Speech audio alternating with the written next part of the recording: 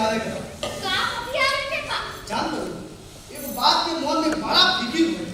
कौन बात के जी एगो है बहुई के कहीं शादी कर दे बेचारा ए जी शादी कैसे हो ए घर का हाथ का 100 पैसा नहीं थे लो पैसा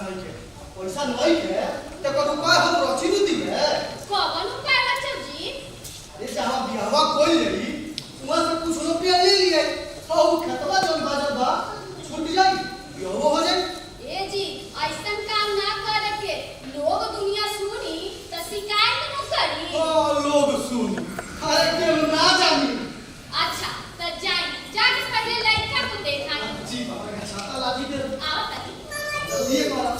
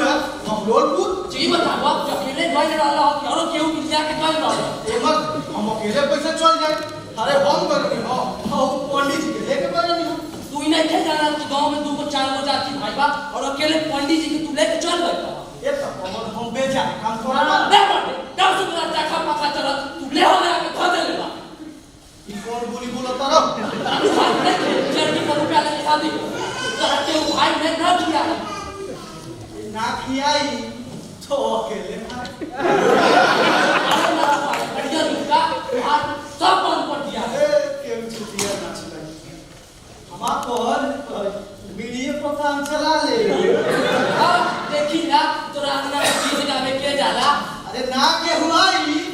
हम लाउड स्पीकर लगवा ले हां भाई का है नहीं लाउड